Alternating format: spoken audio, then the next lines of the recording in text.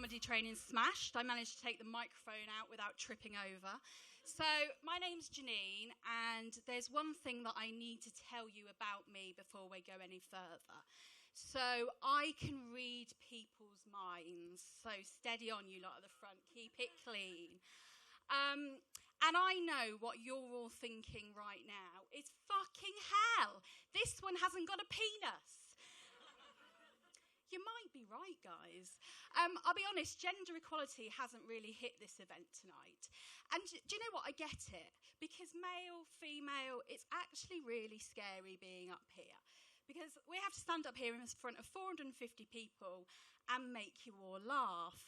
450 people that I know that are thinking, I would far rather be at home watching I'm a Celebrity, watching Caitlyn Jenner munch down on some kangaroo anus. I know what you're all thinking. But do you know what? It's actually far more scary for me. So it's not that I kind of struggle with my nerves that much. It's not that I hate people looking at me. Quite frankly, I fucking hate people.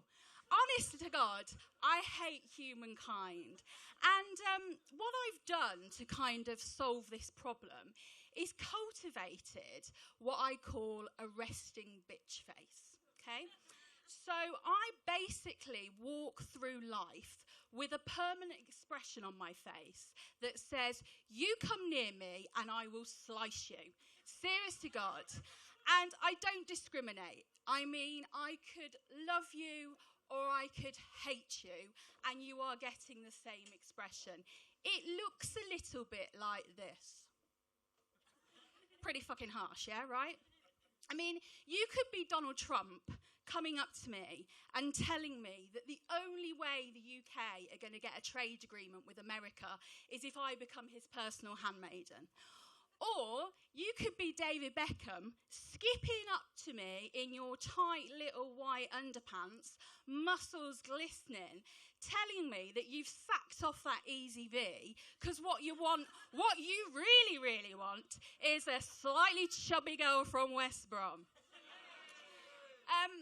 I bought myself some new shapewear for this evening, and any ladies amongst me will probably be quite familiar with shapewear. Give me a cheer if you've ever worn shapewear before.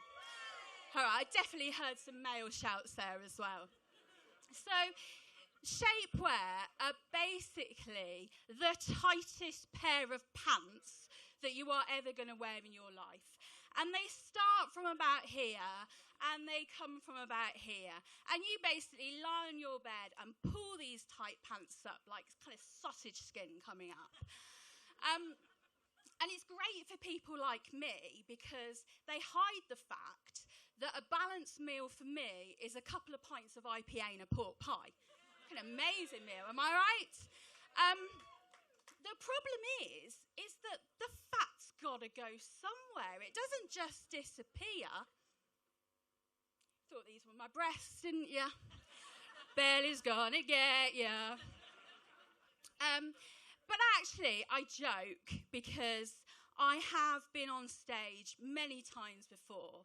In fact, I have just come off the back of a headline sellout show at the Edinburgh Fringe Festival.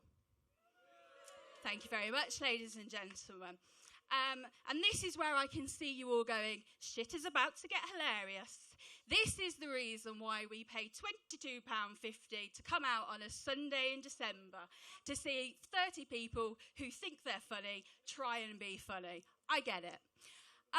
So I'm sorry to break it to you guys that actually I was performing with my choir. But there's a few here, as you can probably tell. Very, very harmony, guys, very harmony. So I, still thought that was a really big achievement, getting asked to go and sing at the Fringe with my choir. So I was walking around quite smug, thinking that the Scottish underground music scene had finally cottoned on to my predominantly white, middle-class, post-menstrual amateur choir from Harborne.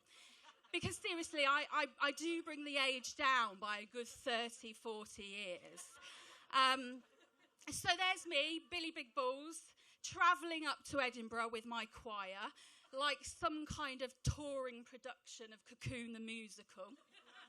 And we rock up to Edinburgh and to our hotel, and I walk over to reception to obviously sign in and get my hotel room keys. The guy in reception is obviously feeling incredibly brave, because although he gets this space, he still decides that he's going to make conversation with me. Whereupon the smug little fucker tells me that absolutely anyone can perform at the Fringe Festival.